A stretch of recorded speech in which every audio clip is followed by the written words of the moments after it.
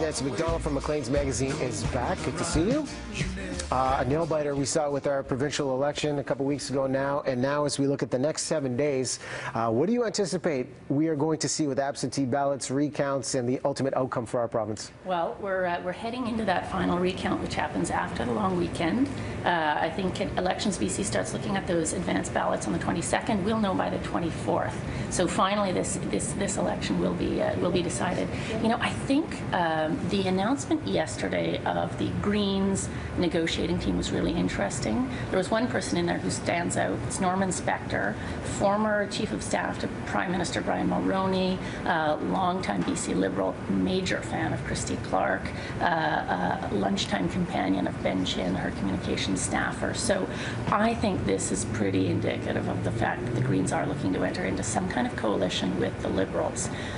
What that looks like, we don't know. I mean, if I were the Green Party, my asks would be official party status, for sure, get big money out of politics, and they've made getting some form of proportional representation so key. So they're going to be fighting those on those 3 points. Well, there's so many things to cover off, France. I'm going to get the stick mic in so we can get your audio clear on this. If you can hold that up, Nance.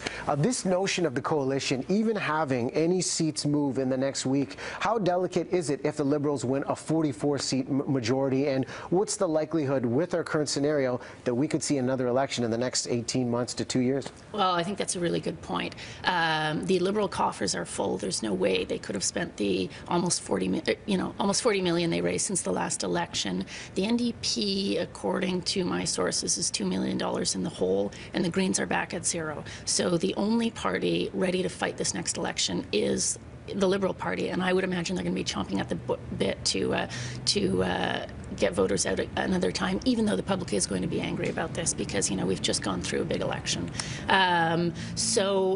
You're right, this is like the slimmest of majorities. Someone falls ill.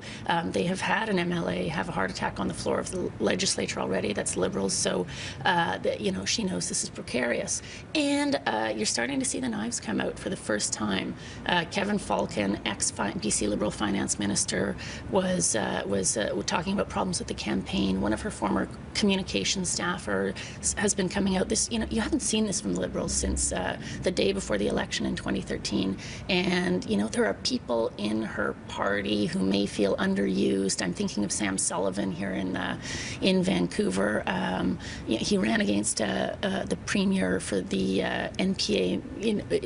He ran for mayor against her years and years ago, and there's indications that there's still some bad blood there. And so you see those sorts of people who, Moira Stillwell on the island, you know, who knows what's going to happen. What are the rules when it comes to calling a new election in a situation like this and calling action back to the legislature, given the delicate situation? So right now, Judith Guichon, who's our lieutenant governor, gives the former governing party the first kick at it. So the Clark government is going to have the first chance to form government. They can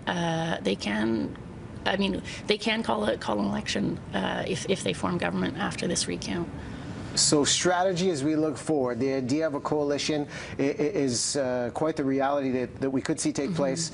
There is the risk of losing your own identity with the Green Party, of who you choose to align with. But what are the pros and cons if the Greens choose coalition with the NDP party or with the Liberals in our province? Well, you know, I think what we're seeing is a humbled premier, and I think you know, that party moved very far to the right under Christy Clark. I think you're going to start seeing a more centrist Liberal government, and I think the pros for the Greens are.